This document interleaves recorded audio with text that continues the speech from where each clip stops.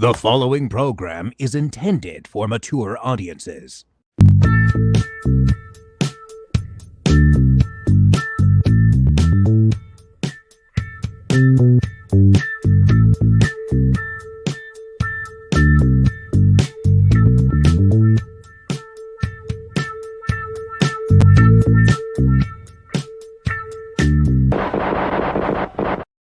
Oh yeah, flesh wound after dark.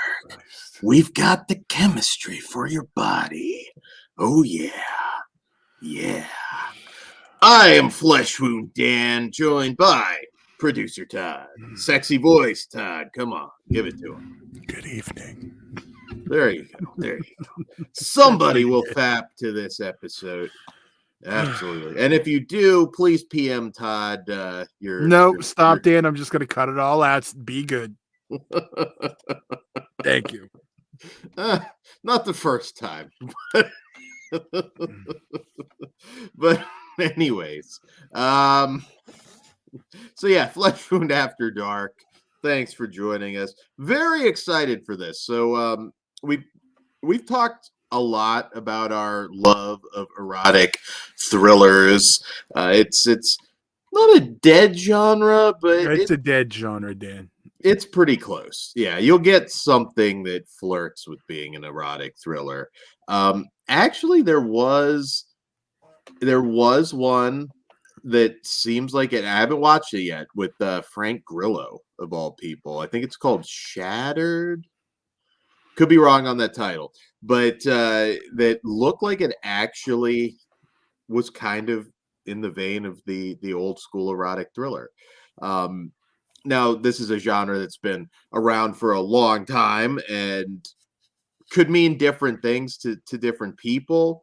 I've often been asked when I bring up my love for these films, and I get this response a lot, and it drives me nuts.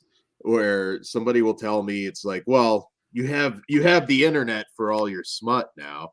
I'm like, no, you know what, not, Dan? not Dan, no. You do the same thing though to other people about other things.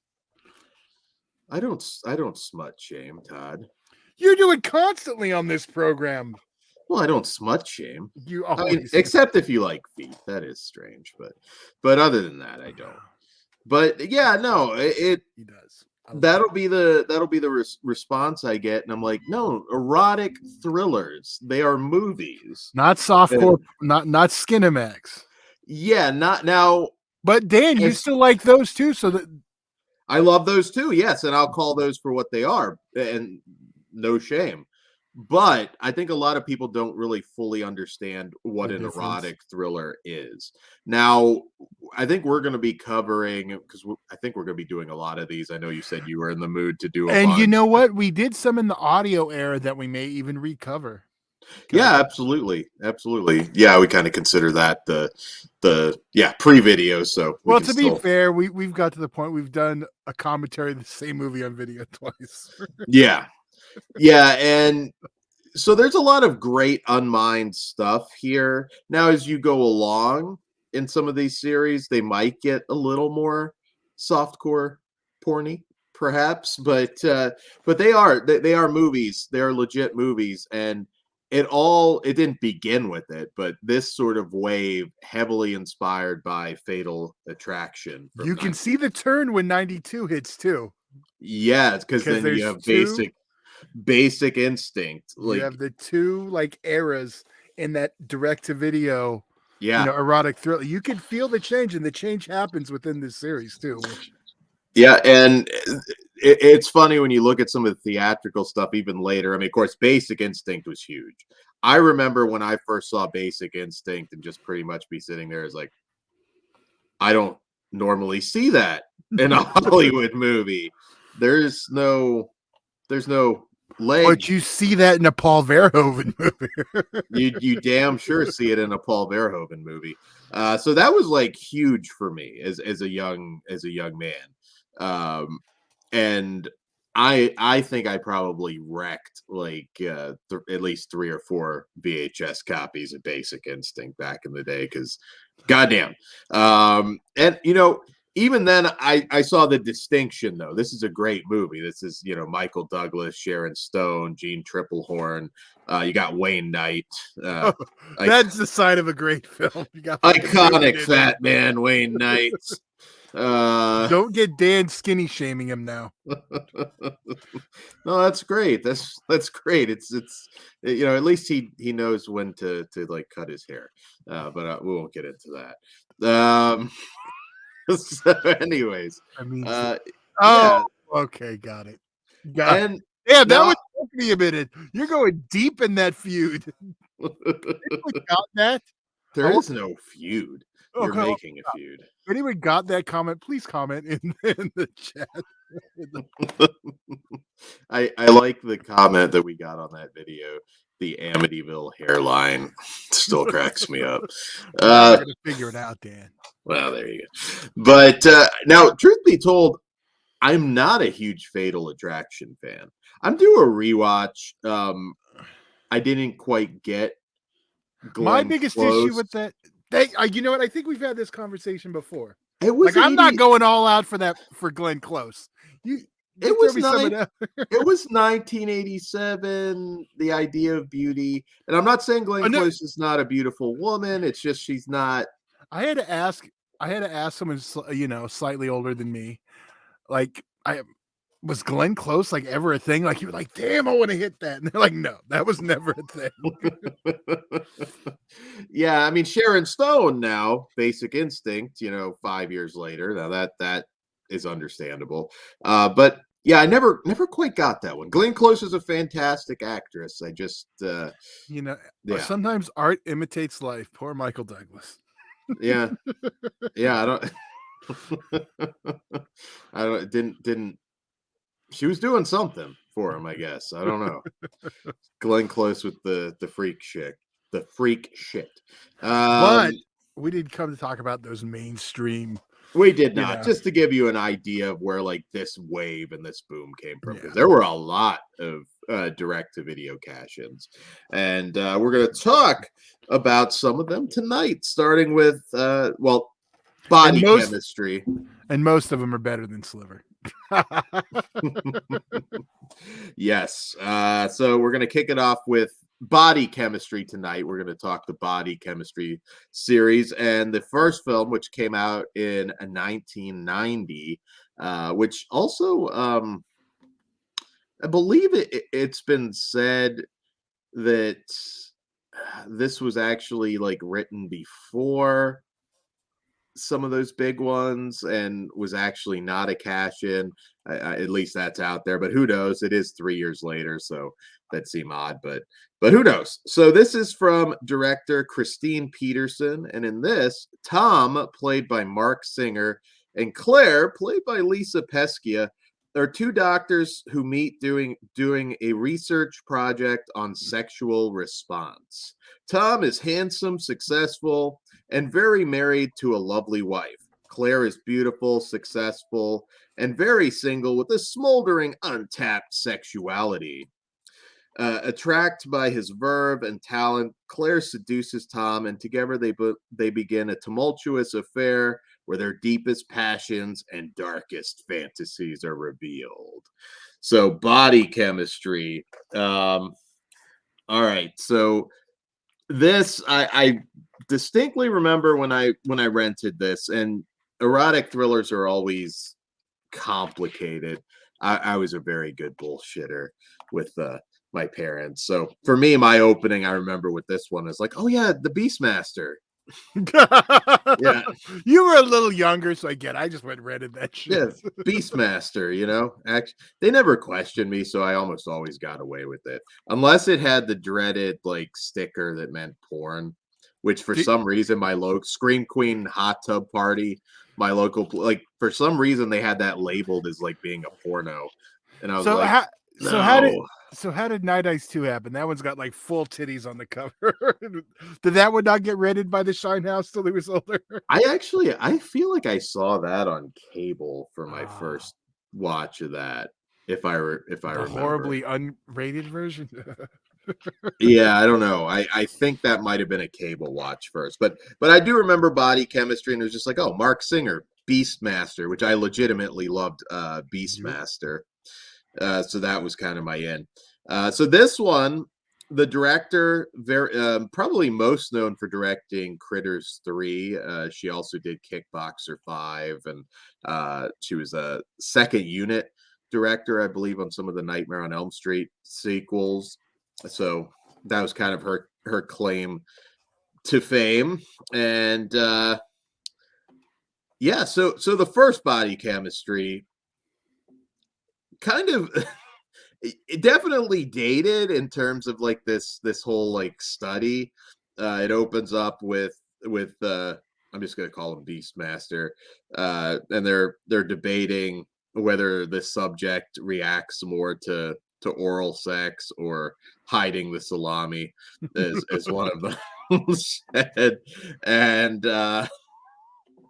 yeah, and very very of its time, as far as it just gets really kind of weird there at the beginning. Like he takes his family to this like performance art show where everybody's like dry humping. Kind of funny. Lisa Pescia, who plays Dr. Claire Archer in this first movie, the first two movies, I should say. She is a very good actress. A lot of you will recognize her from a famous guest spot she did on Seinfeld. Also, maybe not typically who you would see cast in something like this, although I think makes more sense than Glenn Close. I think she's very attractive. Definitely. So we kind of follow the story. She comes in, kind of has power over him in terms of getting funding. Things get hot and heavy. She seduces him. There's a theme here that they keep to throughout the series, and yeah. So she starts fucking with them right away, like purposely leaving her panties at work, threatening to withdraw from the project, kind of basically dupes him into porking her. She's basically a dude essentially. Like she's insatiable. She wants the Beastmaster to master that ass, and I'm just gonna tell you a secret, Dan. Women get horny too. they do, but this is like man horny though. Man horny's different. For the Man ladies out there, horny I'm trying to tell Dan, I understand, Todd. I'm a handsome now there's devil, man Todd. horny. They should cast me in the body. We're gonna do the Body Chemistry reboot. I will have no part to do with that, Dan. She like hides the panties in my hat or something, like Okay. But anyways, so I laughed my ass off. There's a scene, and I don't know if this is literally what's supposed to be going on, though, when she's in the shower with Beastmaster, and it looks like she's pegging the Beastmaster. Oh my god, she's totally fucking pegging him. There was no other explanation. That's like the first thing in my goddamn notes. Why the fuck is the Beastmaster getting pegged? I mean, she's hot and all, but not. And I'm not gonna kink shame. Yep. But yeah, Beastmaster got pegged in this. Yeah, I don't know. Pegging. I mean, you get Shannon Tweed in there or something. Maybe I'd be willing, but I ain't getting pegged by Glenn Close. Well, I'm not talking about Glenn Close. I'm talking about Lisa Pescia. Yes. Yeah, that's still going to be a no for me. She's got a better chance than Glenn Close. I'll say that much. Yeah. I don't know. I feel like she'd probably like just devolve into like her 101 Dalmatians character while she's doing it, and it just get weird. But anyways, yeah, I forgot. I probably the first time I saw it, my mind didn't necessarily go to pegging, but I was like, she's butt fucking the Beastmaster. Yeah. Goddamn. Well, Dan didn't know what pegging was yet, I guess. And there's like I said, this is kind of funny because this does kind of continue the theme. A lot of suspenseful scenes where she's basically like engaging in near public sex with the guy, and they just almost get caught uh left and right. And I like it. As far as the actual like nudity in the first one, a little lighter than some of you might think, but I think it works. It's very trashy. It's a lot of fun. I miss this era of film. No, If you're yes. just diving into it now, I could see it going different ways. I still think these movies are very couples friendly though. You know what I mean? Like sexy movie to watch with your girl, nothing too offensive in there. It's funny when I posted I was watching this. Former UEW ring announcer Michael O'Gara posted 13-year-old me, half naked, fast forwarding to the sex scenes. Current me, sipping wine. Damn, this is a well-made film. I guess good taste comes with age, and I will agree with that. I had to give credit because that is a perfect explanation of these films. It is way better than 50 Shades. And yeah, but I feel like there's some inspiration taken there. And yeah, I mean, what did you think? Did you enjoy the cast? I mean, Mark Singer, certainly different for him. Yeah, it's funny because I know I've seen at least the first one, but I really don't remember this series. Oh, Like, really? yeah, These were popular. yeah, I know, and it just I may have been busy watching the Night Eyes franchise and missed this one. Maybe it was because there was no unrated version. I was like, eh. Maybe that's but yeah, no, it is. It's sleazy, it's fun. It takes you back to an era of filmmaking we'll never get again. Even if there is another erotic thriller, we're not getting them like this again. But even these kind of have like the female empowerment angle to them. That's why I say And they're yet you still like them. well, yeah, it's not obnoxious, like a lot of We'll let him have this one, is what you're saying. yeah, I mean, this one, hey, if I had a date and thought, little, And you know why you do that, Dan. You'd be like, hey, yeah, watch this shower scene. might start with body chemistry too. I think that was no, you pegging free. But spoiler, Dan. I think there might have been some pegging. I'll have to consult the I'll note. tell you, my buddy was here and I watched because I was like, I gotta watch this one for my show. And then like he wanted to watch all 4 before he left. Oh, So he was a fan. yeah, and again, the first one at the very least, I do feel like I could be steering some people wrong if they think like, oh, tons of erotic content. It's light. It could also use a restoration, quite frankly. I think it's a great candidate for a Blu-ray. The You've got one thing is I don't know how high of a priority Shout Factory is going to have with these. I would love to wake up tomorrow and the Shout Factory web exclusive to be body chemistry 1 to 4. Dan would be like, fuck Black Friday. This is all that matters right now. oh yeah. Well, looking at some of the other stuff they put out, I mean, these were hits. These were direct to video movies. We got 4 of them. They did very, very well.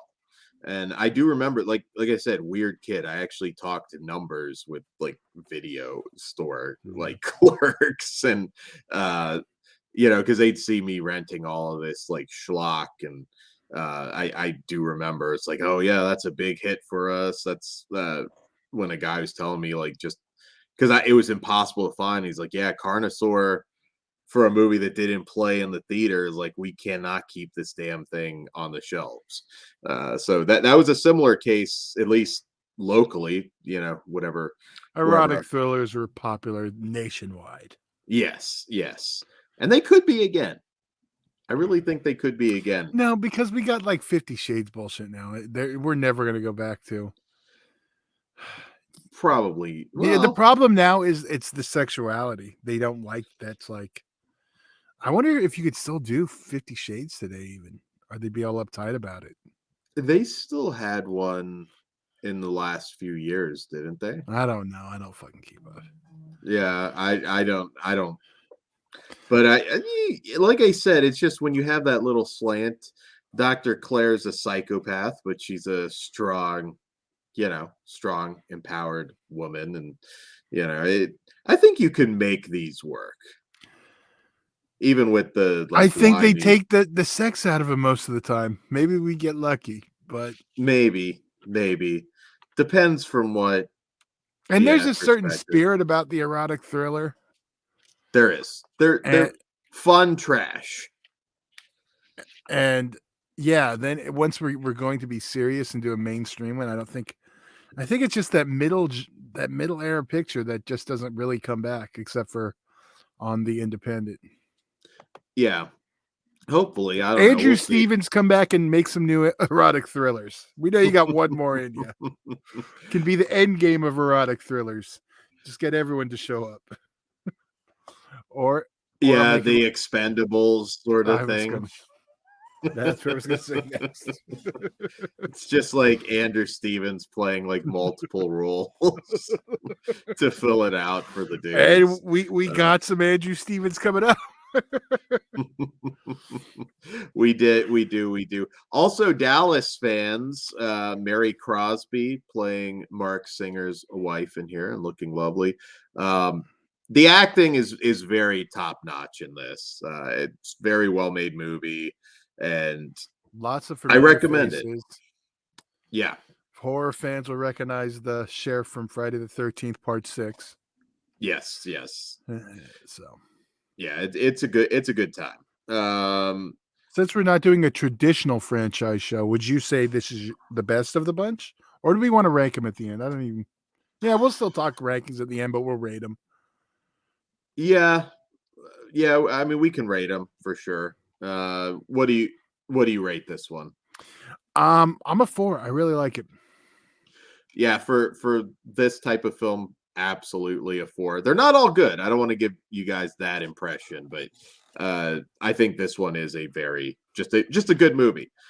Strip to Kill's one that gets thrown around as well as just being like, you set the title aside, and it's like you got a damn fine movie. Cat Shea did an amazing job on Strip to Kill. And there is a new Blu-ray from Shout Factory on a double feature. Yes. All right. So moving on just to the next year, 1991, for Body Chemistry 2, Voice of a Stranger. The erotic adventures and murderous madness of Dr. Claire Archer, also again played by Lisa Pescia, continue in this steamy sequel that delivers all the sex and suspense of 9.5 weeks and fatal attraction. Pain defines pleasure, preaches Dr. Archer, the talk radio sex therapist, but her prescription of dark, dangerous sex spirals sadistically out of control, pitting doctor and patient in the ultimate sexual power play that will either cure Dan or destroy him. All right, so this one, talk about a cast.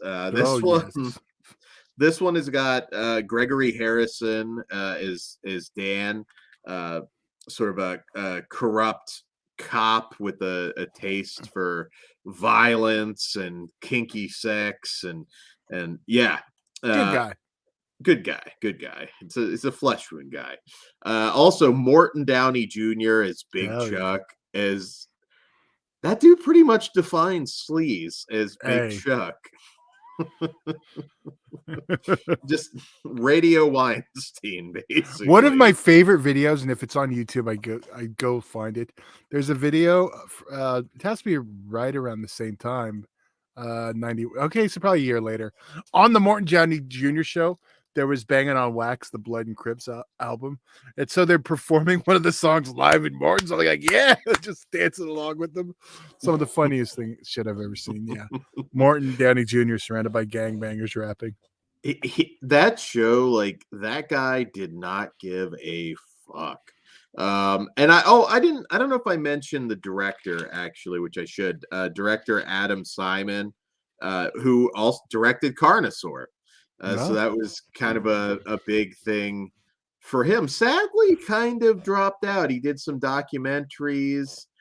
He also did Brain Dead, also for Roger Corman, before this, the year before this. So he had a really good run of Corman films. Then he directed like music videos for Marilyn Manson. Yeah, kind of, I don't know, sad. But he's still a writer. He's written a bunch of episodes of Salem and different things. So he's still active, but Yeah, I'd I like don't to know why see you'd this. say sad, but you made it all weird. Yeah, but like a good He's run. watching now. This motherfucker. I'm doing the fuck I want, writing shit now, and this motherfucker said I'm sad. I didn't Hate say mail he to was flesh wound. sad. I just want another movie. God damn it! Well, and you know what? And you haven't mentioned the rest of the cast. The worst guest host Clint, of Monday Night Raw, and of course the guy you don't let around your helicopter. Jeremy Piven as he's just credited as patrolman. You've also got John Landis, who is, yes, as you were saying, yeah, keep him away from the helicopter. And Clint fucking Howard. There we go. This might be one of the most awesome casts ever, as far as I'm concerned. I mean, some small roles. I mean, Clint Howard's in a scene. You got I'd Monique say Gabrielle in a flashback. yes. I like this one even better than the first one. I really think they start hitting their stride, and the cast just nails this. Morton Downey Jr. is hilarious. That sort of BDSM sex scene that he has was just making me laugh my ass off. This one is dark for sure. I mean, it kicks off. It's a lot darker, I think, than the first film, with the kind of dialing it up as far as the sex and violence goes. And we also can kind of see that escalation, a little bit more nudity in this one, and that's something that kind of continues to escalate. It's funny because this did come out a year before Basic Instinct, but we do get the leg crossing scene without, like, you don't see the beef, but it feels something post Basic Instinct, but it's not. That's what's weird about it. Yeah. I was like, oh, and then I had to recheck. I was like, Basic Instinct was 92, wasn't it? Yeah, so I thought that was kind of well, you know what? It's Corman. He probably got wind of it, read the script, was like, I got this. Which is totally possible too.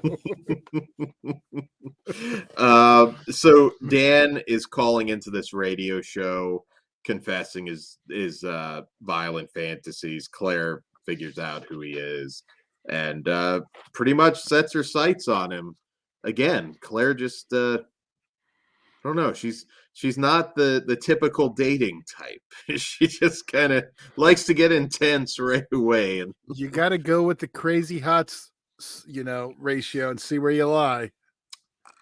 There are. I will say this: I've never experienced anything quite this bad, but sometimes you want to.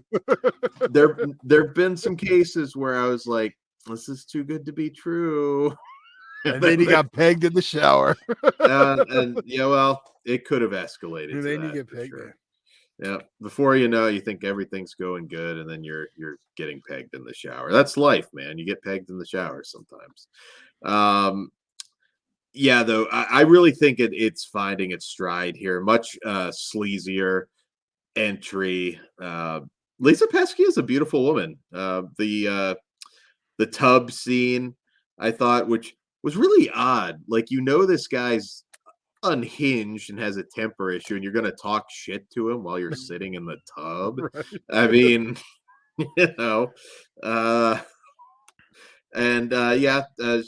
Claire kind of gets her revenge for holding her underwater by handcuffing him to a machine and like sucking him off, which, oh, what an evil Batman villain.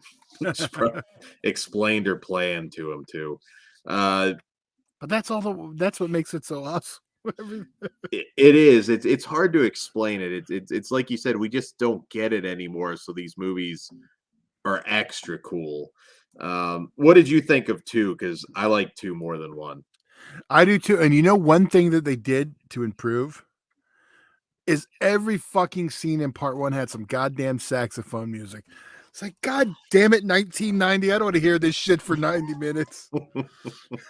So we softened up by part 2. I mean, even Boys in the Hood's got fucking sax in it. What the fuck, 1990?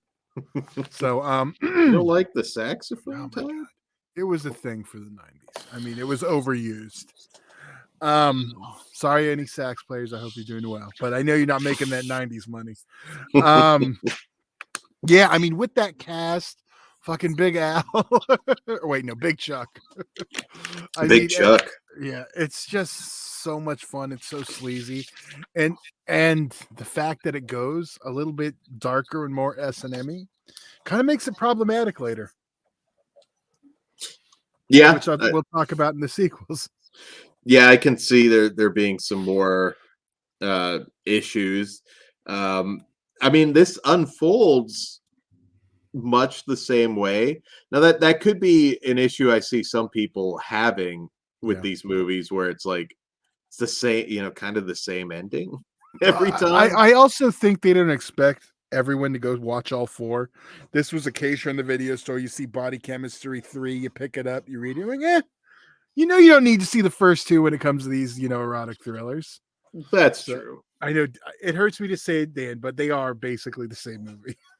They're pretty much the same movie. So, I mean, I get it. Like, well, the same ending. I mean, there is, yeah. And you have to think, at least when you watch them when they came out, you had a year difference. You're not watching literally 4 back to. It's like if you saw both the first 2 Mummy films for the same time, at this, saw them once, watched them back to back, you'd be like, this is the fucking same movie. Like I've been saying since day 1, and I still had to get my Mummy shit talk in there somehow. Do you think they I'm surprised on a Corman payday that Morton Downey Jr. agreed to be like whipped and tickled with a feather. That's why he agreed to the Corman payday.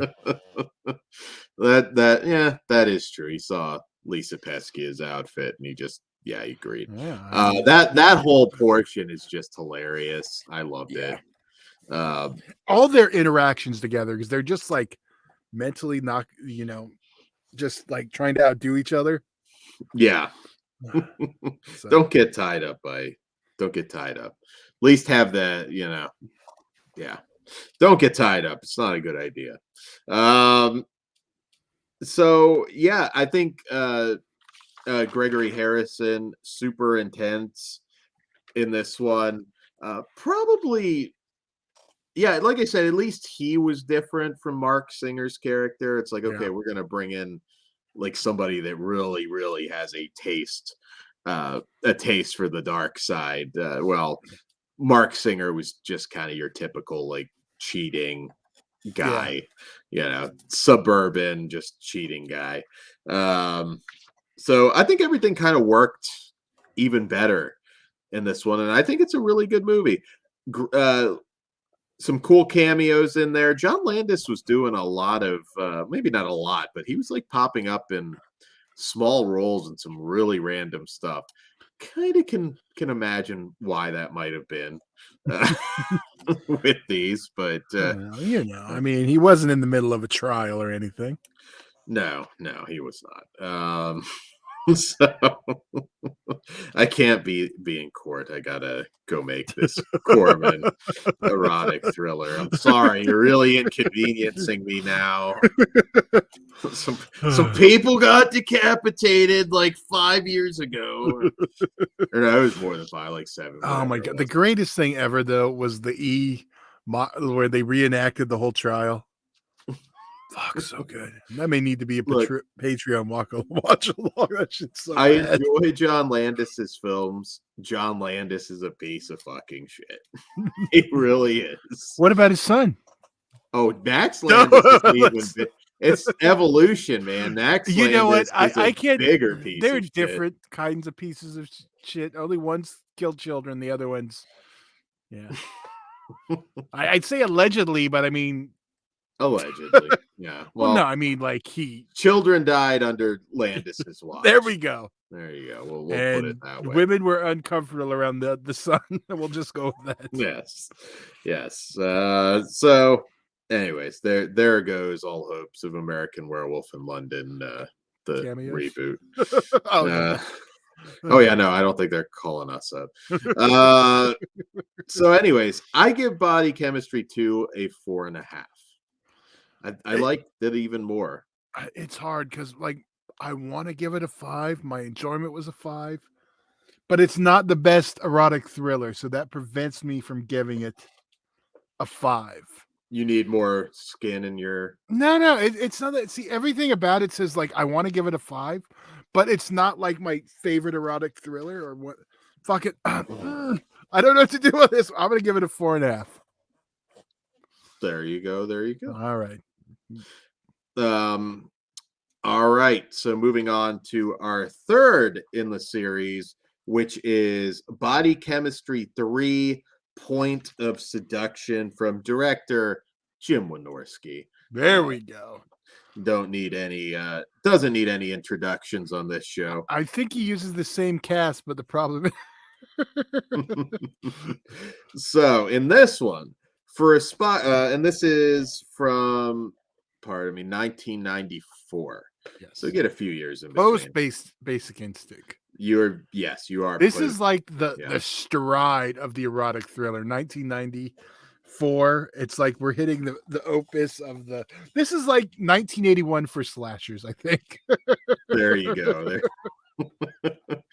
All right. So in this one, for aspiring Hollywood writer Freddie Summers, the story of his best friend's untimely death may be his ticket to fame and fortune.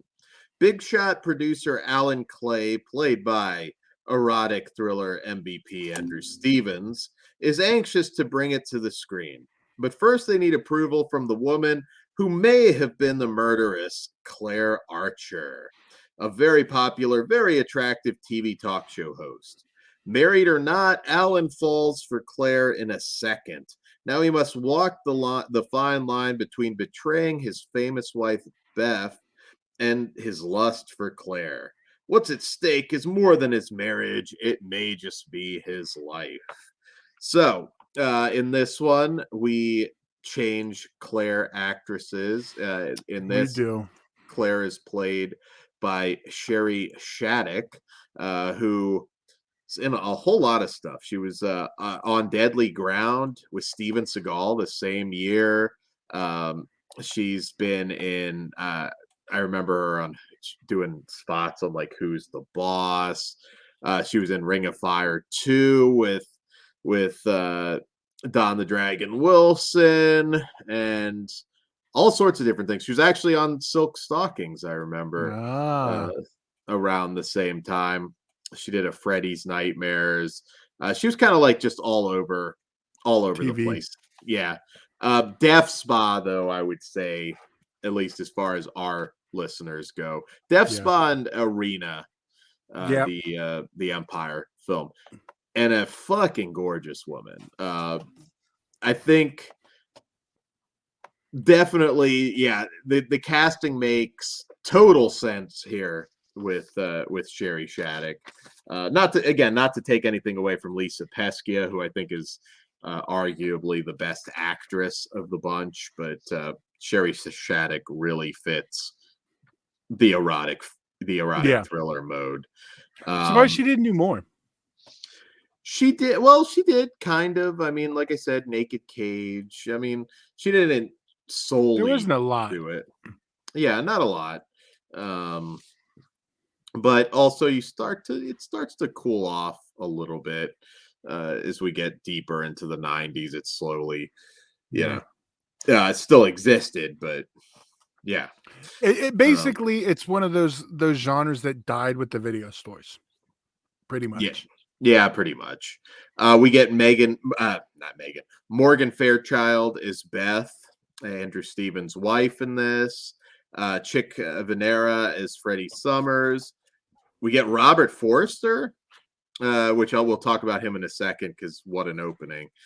Stella Stevens is Robert Forster's wife. We get us some familiar faces, even now. Becky LeBeau, Delia Shepard, some familiar, Antonia Dorian. yeah, some Wynorski alumni. Yeah, I there. still see Becky and Antonia still in his stuff. Like I said, there's still some of the same cast. Yeah, which I think is awesome.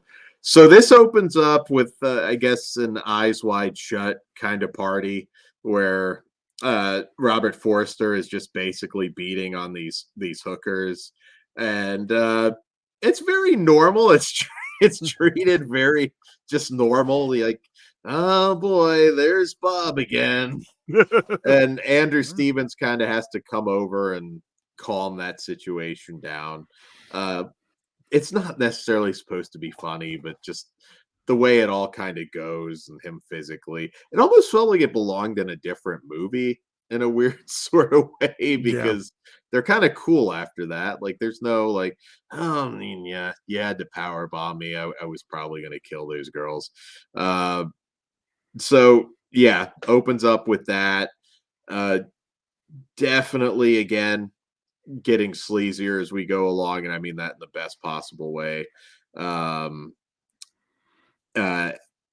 Alan sort of meets Claire, kind of very different portrayal, for sure. I think, I mean, Sherry Shattuck is a bombshell, so you can definitely sort of see that she would have this power over pretty much anybody. The sex scenes are a little bit more graphic now that with Wynorski at the helm, and yeah, another one. I think the acting was great. I don't know that Sherry Shattuck is quite the same caliber actress that Pescia is, but she's perfectly cast here. She makes it her own without changing it up. But the one thing that jumps out immediately is the lack of the S&M. That is true. This doesn't really have that. So we have a little, and then we turn it up in part 2, and then it's like non-existent. Yeah, the sex scenes though are very hot and heavy. I guess Andrew, they take turns kind of like kissing each other's ass, which little didn't need to see that on the Andrew Stevens end, but cool. There for the like ladies. It's the first time you've seen it. Let's be real.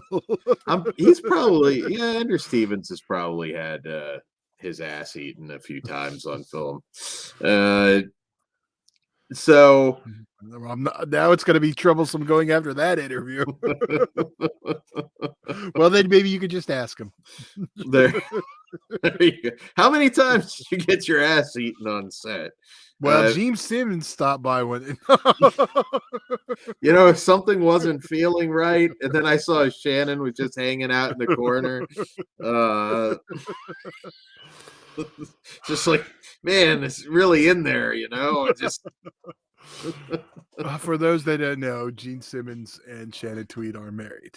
That is true.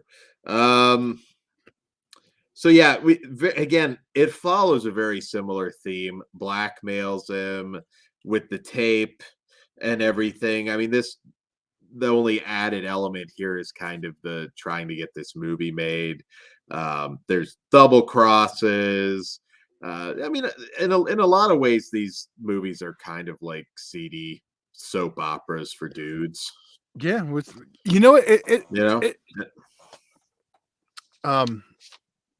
I lost it. Oh, that's okay. Yeah, soap operas for dudes, basically. I was really digging this. I mean, again, I'm a big Wynorski mark, particularly, back around this period. And I think this movie's entertaining as hell. I don't know. Again, maybe some people will have some issues watching them like back to back. That's the one thing that the similarities really just jump out if you knock them all out. The one thing I do about this series is they really kept the continuity. I mean, other than of course actress switching, but in a lot of these like bigger erotic thriller, series, we'll kind of just do our own stories for each one. almost more anthology. Which this one, while we switch a couple actresses and a couple, we haven't talked about what is not Big Jake. Big Chuck in this one. Jesus Christ. There's continuity, really. Yeah. I mean, it still bleeds. It's just the theme of her finding a new guy to latch on to. But yeah, because stuff from the previous movies that are used to sort of blackmail, and as we'll get into the fourth's kind of also a courtroom thriller. Which makes it kind of cool because you are right. A lot of that, it's like it doesn't necessarily matter what came before. We're just going to do our own thing. And yeah, I really dug this one. Sherry Shattuck only got one shot at the character, but she is very memorable. And again, the sex scenes with Andrew Stevens are very hot. And we also get bootleg Leah Rossi in this too. We do, yeah. Chuck Venera. He said, I don't know, maybe he said no to accused, and we got Rossi, or he was runner up. So, all right. Well, let's go ahead and rate this one. I am a 4. I'm also a 4 on this one. Yeah, a lot of fun. Probably up to this point, if you're just in it for the skin, yeah. You know what? I'm a 3.5 because I don't think it's on par with the first one. I prefer the first one. I still think this is very good though for this type of movie, which we always rate it on a scale. For this type of movie, I think I enjoyed the hell out of it too. Yeah, so see, that's why it should be a 4. We'll stick with 4. Yeah, I think I could book my ultimate body chemistry if I get to pick my favorite Claire and then pick my favorite Claire, my favorite male lead, and just drop them in whatever movie. I want all 3. I want the Spider-Man No Way Home with all 3 Claires showing up. Going after Andrew Stevens. Done. There you go. Speaking of a third body Claire, chemistry, No Way Home. Oh my God, yes. Speaking of the third Claire. Yes. All right. So our fourth and final for now, film from 1995, also from director Jim Wynorski, Body Chemistry 4: Full Exposure. Simon Mitchell was a successful and powerful criminal defense attorney, the kind of man accustomed to having a jury or a woman see things his way. Then sex psychologist Dr. Claire Archer, this time played by Shannon Tweed, walks into his office accused of murder. To his surprise, he's strongly attracted to his new client. Powerless to resist her, he's rapidly drawn into an ever-tightening web of obsession, lust, and betrayal. Now, with both his marriage and career on the rocks, he may have to give up something even more valuable, because saving the life of this sexual predator could easily cost him his own. All right. I'm just going to say this right at the start. I love Shannon Tweed. Mm-hmm. But I think her stardom is too big for this. Really? I don't feel like I'm watching Claire anymore. I'm watching Shannon Tweed. I think it took me out of it in this one. I suppose I can kind of see that. It's like when you watch Tom Cruise, you're like, okay, that's the big name. And I'm not saying Shannon Tweed is Tom Cruise, but in the erotic thriller game, she's up there. She's the Hogan or the Warrior. I don't know. I don't want to get in that argument. But, so yeah, she doesn't sell for shit. No, that's Sunny. I don't even feel your dick right now, Andrew Stevens. Barely even know you're in me, you fuck. I gotta go give me an 8-ball. But yes, I just wanted to get that out at the top because it did. And it's funny because the courtroom drama, I think you want the best actress of the bunch. Maybe not. I mean, again, she's on par though with like a Sherry Shattuck. I mean, she's good enough for what they ask of her. She pulls off evil bitch well. Yeah. But now, this is no Scorned. no. Now we get Larry Poindexter. If you don't recognize the name, you've seen him and stuff. A very good actor. This is probably my least favorite in terms of the story. Although it feels a little bit different. But again, it still follows that very similar storyline beat, very much like the same ending, which I think at this point they should have tried to. Kill her off. Well, not Spoiler, necessarily that, but throw her in jail. flip the script a little bit. Again, I realize we're talking a 1995 Roger Corman produced erotic thriller. You know, you weren't gonna try and reinvent the wheel. But they should We're have lucky. done We're lucky. We only get like 10% of footage from the last movie instead of 50. Let's be real. that got a lot worse in the coming years. But yeah, I was starting a little bit. But one thing that this does deliver, once again, hot and heavy sex scenes. Shannon Tweed's the most famous of the bunch by far. So I do feel a lot of people might enjoy this the most for that alone. And again, Shannon Tweed was really more, erotic thriller. She did nudity. She never went full soft core. It wasn't like the heart, but there's moments in here that kind of flirt with that a little bit. There's a few shots here and there. She never really did much in the way of frontal nudity. I think it might have been flashed once or twice, but Scorned. Yeah, I think but yeah, just at this point, maybe that's why they knew. It's like, look, we're doing kind of the same thing. They do kind of add a love triangle here because you've got the wife, then you've got the secretary on top of that, which he wasn't even banging. I was mad about that. Yeah, that I was going to say you could have gotten another scene in there. I was going into it with like, okay, we're going to flip the script this time, and that the secretary is going to get crazy and be the one who gets all attached, and the murder trial isn't like the main focus, which would have been cool. Would have taken it, did something different, and allowed it to still keep going if they wanted to. But this is very much a series about suspenseful scenes of people almost getting busted fucking. Hey. That would be my pitch, and it kind of works. You're watching it and it's like, oh, is he gonna get busted there? He's porking her on an elevator. That's pretty risky. Yeah, I agree with the secretary though. I was like, well, you're already having the character cheat, so at least haven't banged both. There you go. So yeah, you get to see Larry serve her his Poindexter on the pool table and all over the place. This poor secretary did walk in on it. Kind of feel bad for her. Although then again, not really. It's like you're going after a married guy and then getting pissed off at this woman that's banging the married guy. Seems to be kind of hypocritical, but yeah, it still delivers the suspense and the skin and the thrills that you would expect from this type of movie.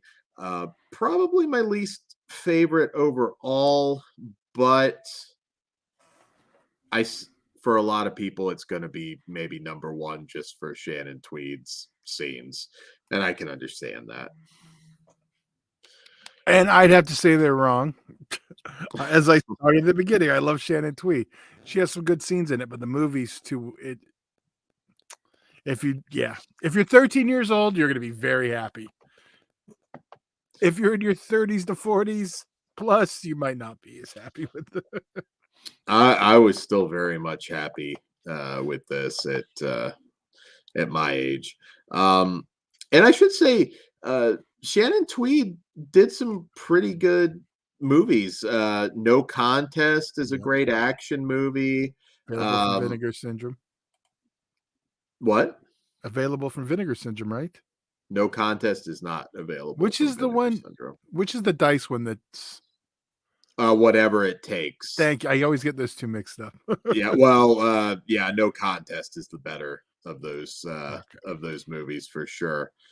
She did, she had some like Face the Evil, I believe it was called. It was like kind of a Die Hard knockoff that, in fact, I believe was even listed as No Contest 2 at one time. But you Mm, can find it as Face the Evil. Lance Henriksen and Bruce Payne playing the villains in that. I feel like we might need to cover that one if you want some more Shannon Tweed. That's an action movie. That one might be kind of light as far as the skin goes, but it's still very much a 90s action flick that I think is worth it. I want to do Die Hard knockoffs too, Todd. I feel like there's a lot that I like, and Alien knockoffs, like some of those yep. cheap ones. Um, yeah, I'm a mark for that. So yeah, I give this one a 3.5. I still like it a lot, but it's my I'm a least favorite. I'm a 3. Okay, Definitely a 3. So there we go. my order of favorites would be 2, 1, 3, 4. Trying to think here. I mean, the only really So change 1 and 2, I think, right? 4 would be last. 2, I think 2 is my favorite. 2, 1, 3, 4. So same as me. Okay, that's what Yeah, that's and I don't think any of them are bad. My one complaint was Shannon Tweed just kind of I couldn't not see her as Shannon Tweed I can see that. I can see that. because the character got so associated with the first chick to me. I was okay with the second one because it's not like a big name. When we go to the big name, it kind of throws. It's like if it went the other way, it probably wouldn't have jumped out as much. Like if Shannon Tweed would have done the first two Mhm. and not the second two. I don't know. That just threw it off for me. But all well worth watching. Yeah, can And you Shout believe she's in Factory her and 60s, Todd? I is she mean, really? she was I think her Playboy was 1981. It was. Like, damn. And she still looks fantastic. Yeah. Gene Simmons is a lucky bastard, and I'm, glad he finally put a ring on it. Yeah, only took him like 50 years. But yeah, he got there. He got There there. you go. All So right. on that note, guys, we will be doing some more Flesh Wound After Dark. So keep an eye out. These shows tend to be really popular, and like I said, very few people talk about these movies. So And we'll be your actually, home for it. I want to throw this out there. Let us know because this one we did a franchise. We did all 4 of Body Chemistry. Let Yeah. us know if you want us to do that, or maybe group them up into actresses, or just kind of get a theme together. Like I know there's a couple other like series we definitely want to cover. But yeah, Yeah. just let us know. Like you want us to do actress spotlights, we can do that too. Yeah. Because Yeah. there's I enough think, in the genre. yeah. And I think we'll have a lot of one offs too with this. So, Yeah. so yeah, keep an eye out. It's been fun revisiting some of these, and believe it or not, there's some of them coming to some double feature DVDs coming up in the new year. So, on that note, guys, Flesh Wound patreon.com/Flesh Wound Features, where you can support us. It all starts at just $1, and we give you a lot of great bonus content there, including some Flesh Wound After Dark content. We work hard to earn that, and all sorts of stuff, all sorts of blackmail material, and like private stories, and we do all sorts of crazy shit on there. So check that out. Also, be sure to catch all of our Slash Miss tournament episodes. That's been a blast as well. And as always, like, share, subscribe, hit that notification bell, hit that thumbs up. That really helps the channel grow. Spread the word because we want to keep the legacy alive. It's crazy because they were the Body Chemistry movies. They were big hits in the video store. And I just feel like we're in danger of a lot of these movies being kind of forgotten by time. Nobody covers them. So hopefully you appreciate this. And there's a lot more where that came from. And on that note, good night. Oh, yeah. Dr. Dan After Dark. Yeah.